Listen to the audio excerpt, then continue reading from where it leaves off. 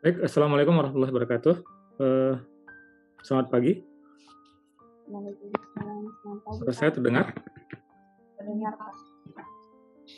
Oke, kita langsung mulai ya, karena pukul 9 saya harus tutup, nanti ada kegiatan rapat ya. Silakan, Meta. Kalau saya untuk progresnya masih sama seperti kemarin, Pak. Sekarang saya masih menambahkan hasil inversi ke proposal tesis. Jadi Oke. kemungkinan hari ini, insya Allah saya selesaikan, saya kirim ke Bapak dan Pak Andri.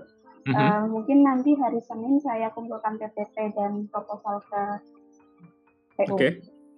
Boleh tolong di-share Word-nya? Word proposal seperti apa? Baik, Pak. Nanti sama-sama kita diskusikan. Masih Oke. Sebentar. Oke, silakan.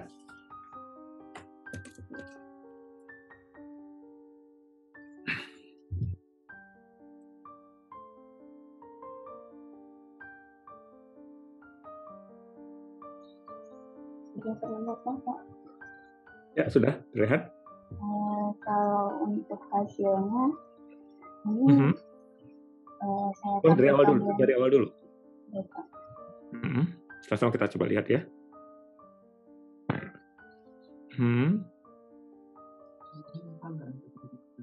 Oke.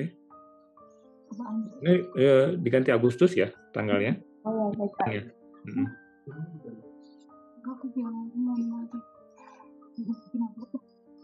Oke.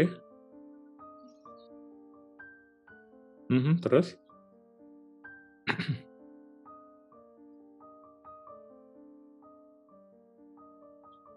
Oke, terus?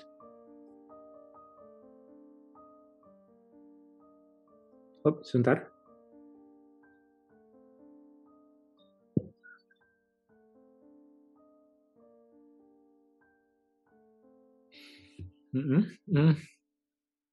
Saya pikir sebentar, coba kata sedikit. Saya pikir lebih bagus langsung ke sini ya. Yang Kota Semarang. Ya, ini udah common ya. Ini udah sesuatu yang sudah dipahami oleh banyak orang ya. Jadi tidak perlu kita ulas lagi. Karena pasti membaca tesis ini pasti orang udah memahami bahwa kondisi bencana gempa bumi seperti ini ya. Jadi saya lebih sepakat langsung masuk ke Semarang. Kita ya, Pak. Atau bisa juga kalau ingin diawali dengan yang awalnya itu, bisa juga dengan menceritakan tektonik di Jawa, begitu ya. Bisa juga di sini diawali dengan paragraf tektonik di Jawa. Kemudian memang kalau kita perhatikan Jawa kan seperti ini ya, dominan gempanya ada di sini ya, ada di bagian selatan. Tetapi beberapa hiposenternya kan ada di bagian utara ya. Kalau kita lihat dari katalog BMKG misalkan atau katalog IHCS, itu ada beberapa yang di utara. Nah, ini juga yang akan mempengaruhi kondisi seismisitas di Kota Semarang. Nah, ini yang menggait riset tesis ini untuk melihat bahwa potensi kegempaan di Jawa itu bukan hanya ada di sini, tetapi juga ada di sini yang juga bisa memberikan dampak bahaya kegempaan di Kota Semarang. Jadi saya pikir di bagian awal ini dimulai dengan seismisitas ya, atau tatanan tektonik, atau cerita tentang kegempaan yang pernah terjadi di wilayah Jawa secara regional. Nanti baru masuk ke Kota Semarang. Nanti di Kota Semarang diceritakan, mungkin akan bagus tidak masuk ke sini dulu ya, tetapi masuk ke paragraf keduanya. Paragraf keduanya dimasukkan kondisi struktur yang ada di Semarang, misalkan ada sesar rawa pening ya, kemudian sesar Ungaran gitu, itu dimasukkan di paragraf keduanya. Jadi paragraf pertama tentang tatanan tektonik, kemudian paragraf kedua tentang kondisi di Kota Semarang, struktur tektonik di Kota Semarang, kemudian baru masuk ke kondisi demografinya atau kondisi secara existingnya bangunan segala macam gitu. Sehingga dari dua cerita ini, kita cerita di awal seperti di tektonik lokal, kondisi-kondisi existing di Semarang, baru nanti keempatnya Keempatnya baru kita mencoba untuk memahami seperti apa potensi seismic hazard yang harapannya kalau kita pahami ini, itu bisa mereduce ini dan juga bisa memahami tentang kondisi di sana gitu ya, secara tatanan tektonik. Saya pikir alur ceritanya begitu ya menurut saya.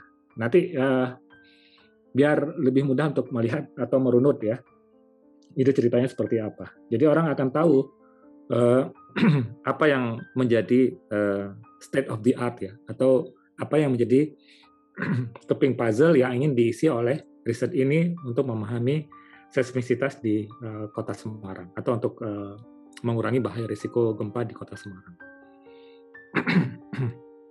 Ya Pak, untuk yang hacker aktif di kota Semarang itu saya hanya menjabarkan mungkin ya aktif itu dan menjelaskan kalau ada penelitian sebelumnya yang itu tentang HSID itu bagaimana Pak, soalnya belum ada report untuk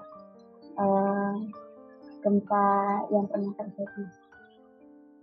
Ya, untuk yang struktur atau tatanan tektonik di Kota Semarang bisa refer dari Pusgen gitu ya, dan ada beberapa struktur sesar yang ada di situ ya. Mungkin bisa ke sana nantinya.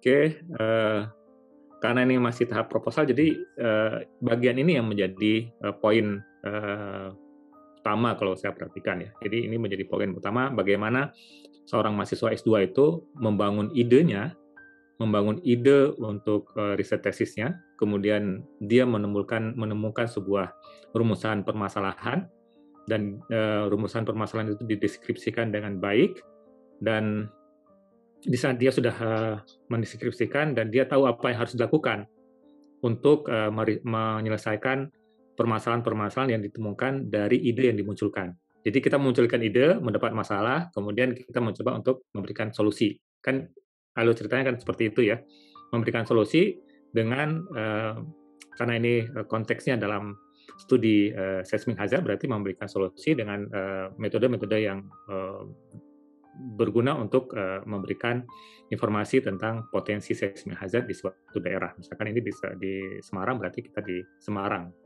studinya. Itu ini ya. Nanti setelah ini baru kita memperkuat metodenya.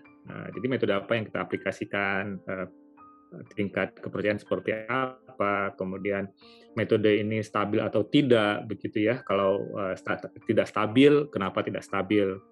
Kalau stabil, bagaimana pengembangan ke depannya. Jadi kalau itu ada sebuah improvement yang kita berikan dari metode yang kita aplikasikan gitu ya. Jadi di saat kita mengaplikasikan metode itu bukan hanya in out gitu ya, masih ada data masuk, processing dengan metode tertentu, kemudian keluar dengan hasil tertentu. Tetapi ada sebuah setidaknya ada sebuah jejak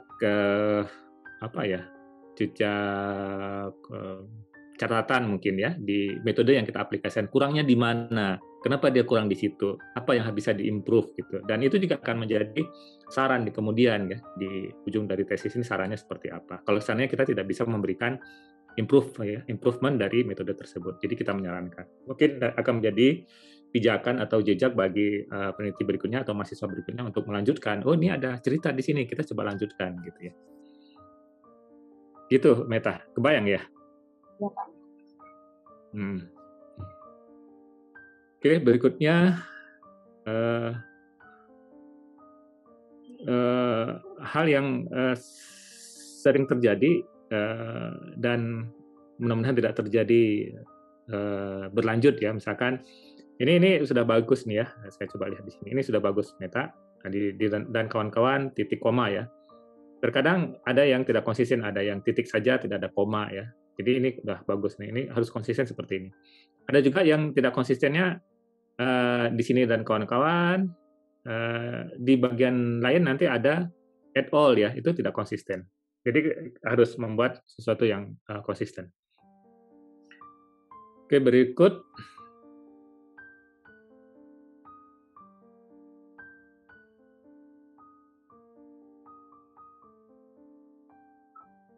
Nah, ini kan ini sudah membuat tujuan ya. Nah, tujuan ini yang menjadi guide kita untuk melakukan ini, dan harapannya tujuan ini juga bisa tergambarkan nanti di kesimpulan. Ya, kesimpulan ini nanti mengacu ke tujuan yang kita munculkan di awal, ya. Oke, berikut ruang lingkup, terus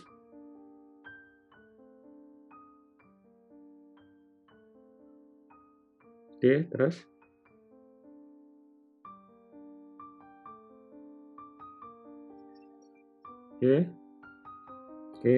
terus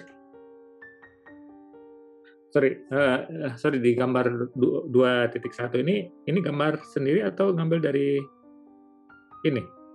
Gambar sendiri, Pak.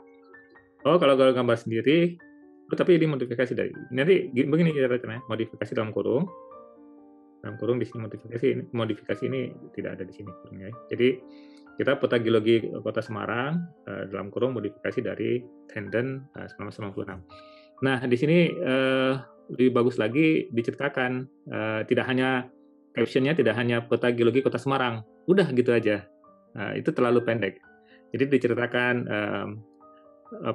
peta geologi Kota Semarang, kemudian yang diindikasikan dengan variasi warna, ya, variasi warna itu memberikan formasi dari batuan, ya, di formasi kondisi ini berdasarkan dari variasi warna itu mengindikasi variasi batuan dan dalam insert map ya, insert map kalau bahasa Indonesia apa ya, insert map ya, peta indeks ya, dan di sini ada peta indeks yang kotak hitamnya adalah kota Semarang atau daerah yang menjadi studi gitu ya. Jadi diceritakan, dideskripsikan gambar ini secara baik gitu ya, terus digambarkan. Jadi kalau kita lihat gambar hanya deskripsi satu potong kalimat pendek gitu ya, orang akan bingung, oh ya udah tahu ini peta Semarang, tapi bagaimana kita mendeskripsikan dengan baik ya, dengan apa fitur-fitur apa yang ada di gambar itu kita jelaskan. Oke, berikut. Terus. Oke, terus. Oke.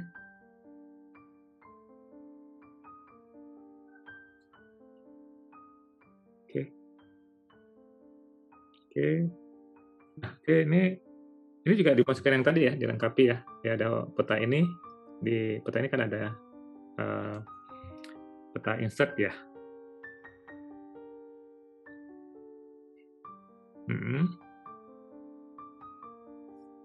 Kemudian sedikit ke bawahnya lagi. Nah, di sini ditambahkan, jadi segitiga terbaling ada berapa unit gitu ya. Jadi di sini juga dijelaskan ini ada berapa titik gitu yang menjadi titik stasiunnya. Walaupun dari teks sudah dijelaskan, di sini juga akan bagus juga dijelaskan di caption-nya.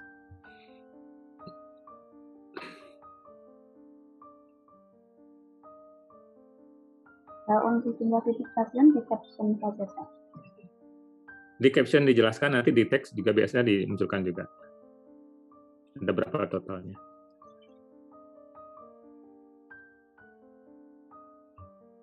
Nah, kalau diperhatikan di paper misalkan, itu kan tidak ada caption-nya hanya satu kalimat ya. Jadi kalau kita perhatikan di paper itu, dia setiap gambar itu dijelaskan secara baik ya, secara rinci, apa saja yang ada di dalam peta itu, di dalam gambar itu, fitur-fiturnya apa saja dijelaskan.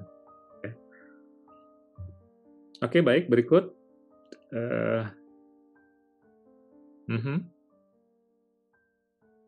Oke. Oke.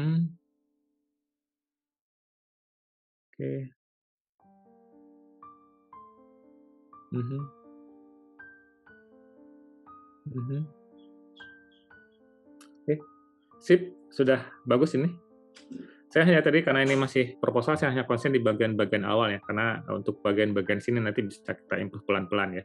Kita improve pelan-pelan nanti sampai menjadi sebuah dokumen tesis yang siap untuk ikut sidang gitu ya. Tapi di bagian-bagian awal itu menjadi penting bagaimana seorang mahasiswa yang sedang mengerjakan tesis itu membangun idenya, itu yang paling penting sebenarnya. Dia kalau ditanya kenapa Anda mengambil studi di Semarang. Oh, karena ada datanya saja, Pak. Wah, itu lemah sekali ide kalau kesannya alasan kita seperti itu. Tetapi kalau seandainya kita cerita ada bagaimana begini, ini cerita yang kita bangun dan itu menjadi landasan riset kita gitu ya. Sedangkan tidak ada data itu bagian yang penting juga, tetapi itu bukan menjadi alasan utama. Tetapi alasan utama adalah bagaimana kita mau menangkap sebuah ide riset di sebuah tempat gitu ya, dan mengaplikasikan sebuah metode yang harapannya metode itu juga bisa kita improve ya, ada sebuah perbaikan yang dilakukan dari metode itu. Oke, baik, itu dari saya, Meta. Oke, dilengkapi ya. Mudah-mudahan September bisa seminar proposal ya. Kalau tanggal 23 itu bagaimana? 23 Agustus? Oh, boleh. Kalau mau 23 lebih bagus lagi. Saya langsung catat nih.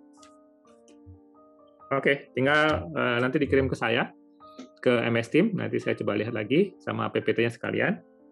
Nanti tanggal pekan depan ya, pekan depan latihan ujian seminar proposalnya, latihan presentasi, mungkin juga dengan Pak Andri, atau kalau Pak Andri nggak ada waktu nanti dengan saya latihan ini ya, proposal ujian proposalnya, dan mudah-mudahan hari Senin tanggal 23 jadi bisa lancar gitu ya.